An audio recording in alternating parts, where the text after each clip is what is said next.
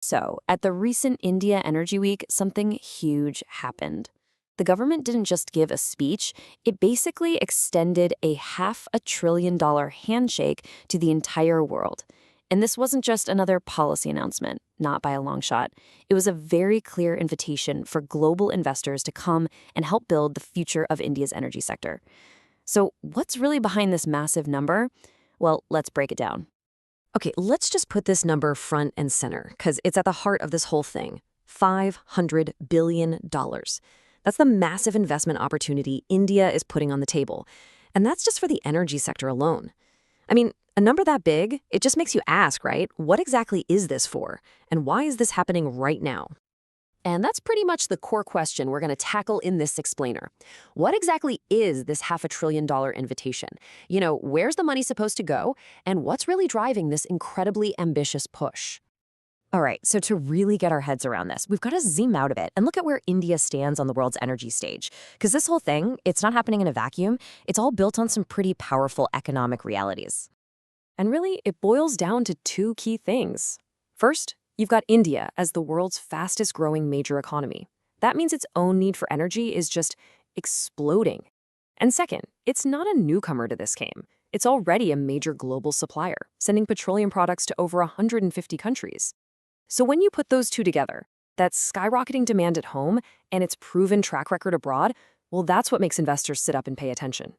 But to really understand the confidence behind an invitation this big, we need to talk about something else. Something huge that happened right before this. We're talking about a historic deal that basically sent a massive signal to investors all over the world. That's how India's Prime Minister described it. And he was talking about a landmark new free trade agreement between India and the European Union. Look, that's not just a catchy phrase. It's meant to frame the incredible scale of what's going on here. And to give you a sense of the sheer economic muscle we're talking about here, just think about this. When you combine the economies of India and the EU, you're looking at a full quarter of the entire world's GDP. That's huge. And what about trade? Well, this partnership is an absolute giant. It covers nearly 1/3 of all global trade. Now, if you're an investor, what does that tell you? It screams stronger, more reliable supply chains, and much, much deeper economic ties. So here's the bottom line on this part. The EU trade deal, it's about way more than just buying and selling stuff. It's basically a massive vote of confidence in India's economy. It shows a real commitment to open, transparent partnerships. And the message it sends to investors is loud and clear. India is ready for business on a global scale. Okay, so with that foundation of trust and confidence in place, let's get to the main event. Let's unpack the specific investment opportunities that add up to that $500 billion number. So where exactly is the money supposed to go? Well, the invitation pretty much covers the whole energy supply chain, and it's broken down into 5 key areas. You've got oil and gas exploration, expanding refining capacity, the absolutely booming market for LNG, that's natural gas that's been cooled down into a liquid so it's easier to ship around, and then all the way down to the last mile, which is city gas networks and the infrastructure for petrochemicals. And just take a look at the ambition here, especially in refining. Right now, India is already number 2 in the world. But the goal is to be number 1. We're talking about a jump in capacity from 260 to over 300 million metric tons per year. That's not a small step up. It's a massive leap, and that spells huge opportunity for investors.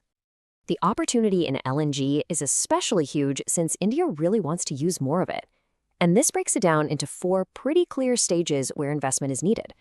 First, you've got to build the ships to carry the stuff. Then, you need the port terminals to bring it ashore.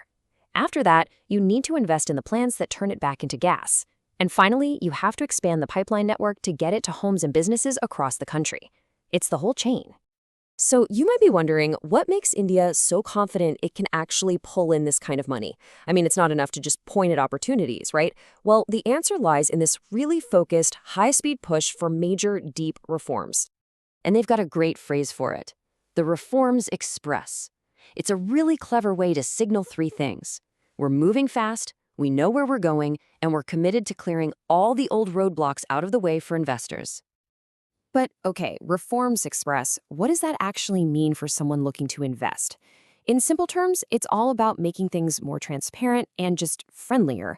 It means less bureaucracy, clearer rules of the game, and creating a system that actually wants to hear from investors and acts on their feedback.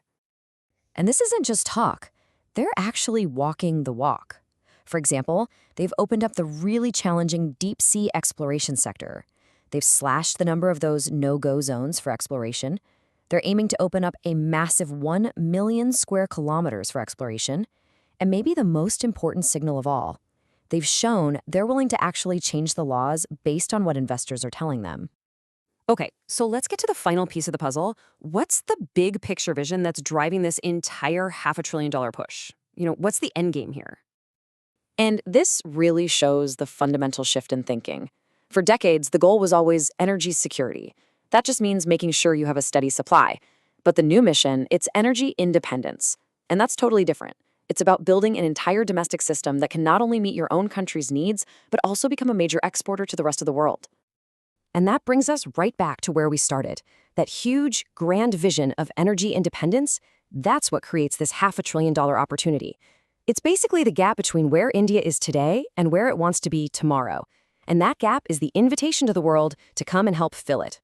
So at the end of the day, the entire invitation can be summed up with this call to action. It's an open offer that's about so much more than just money. It's about building, creating, and growing with one of the world's most dynamic economies. And that leaves that $500 billion question sitting on the table for investors all around the globe. Who's going to step up and accept?